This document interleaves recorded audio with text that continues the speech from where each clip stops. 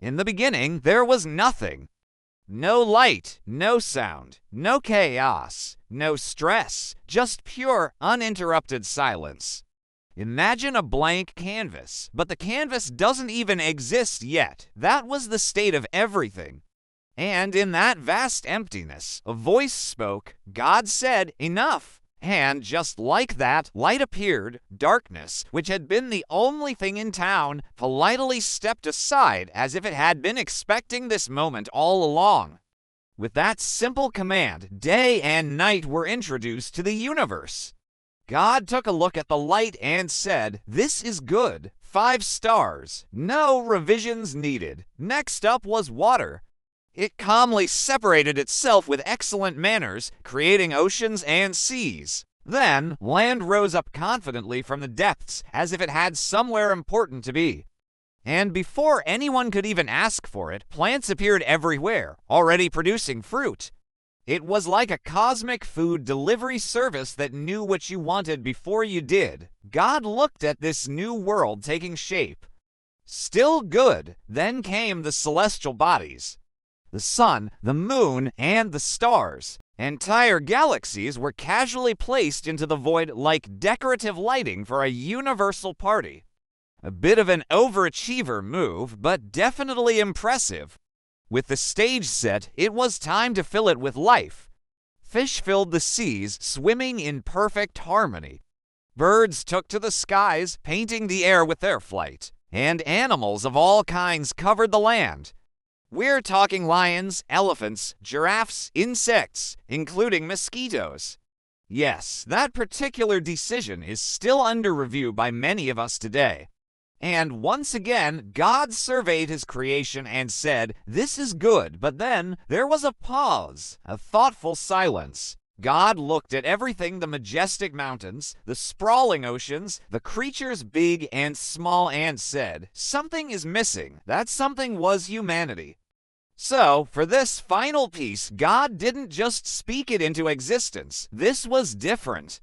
He bent down, scooped up a handful of dust from the ground, and began to form a man with his own hands. He crafted him to be strong, curious, and intelligent. And when the form was complete, God breathed life into him. Adam opened his eyes, the first man. Think about that for a second. No parents, no past, no trauma, no exes, just pure purpose and untapped potential. Adam was placed in a garden called Eden, a place so perfect it made luxury resorts look like they were still under construction. There were no bills to pay, no sickness to fear, no stress to manage. Adam's job was simple: take care of the garden. Oh, and there was just one rule. Do not eat from one specific tree in the middle of the garden. That's it. One rule.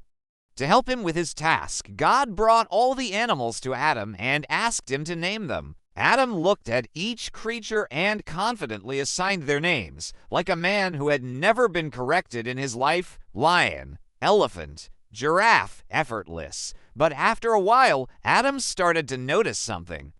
Every animal had a partner. The birds flew in pairs.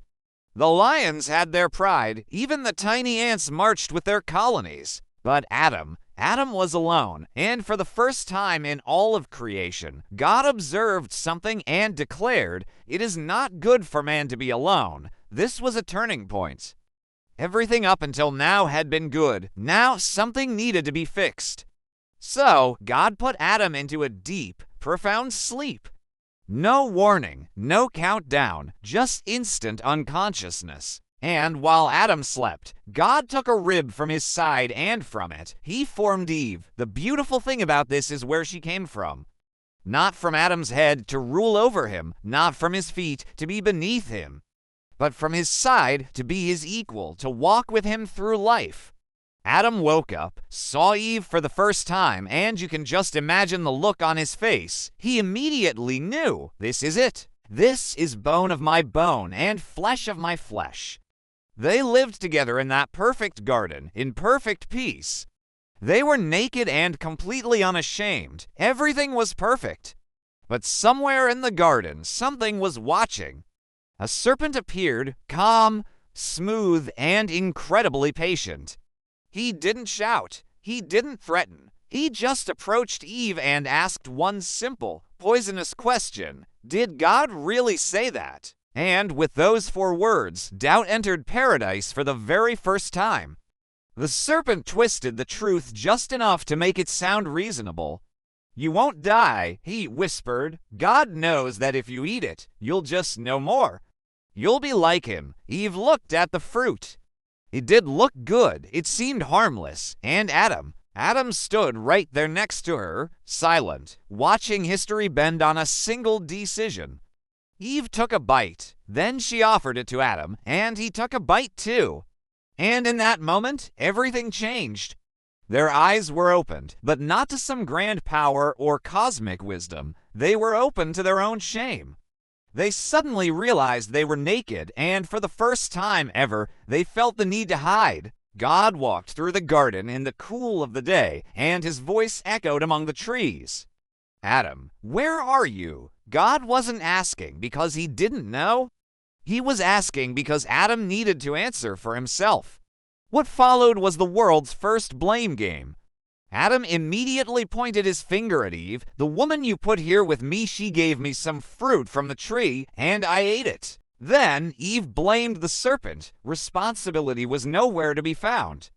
And with that failure to take ownership, consequences followed. Pain entered the world. Work, which was once a joy, became hard labor. Love, once pure and simple, became complicated. Adam and Eve were sent out of the Garden of Eden. They weren't abandoned, but their lives and the world itself were forever changed. Adam lived. He worked the ground. He loved his family. He failed and he learned. From that one man, all of humanity would come. From that one mistake, a broken world was born. But this wasn't the end of the story. In fact, it was just the beginning. Because even as they left the garden, a plan for redemption had already been set in motion. Another man would come one day. A man who would change everything all over again, but that story is coming next. Thanks for watching, and if you want to hear the rest of the story, make sure you subscribe.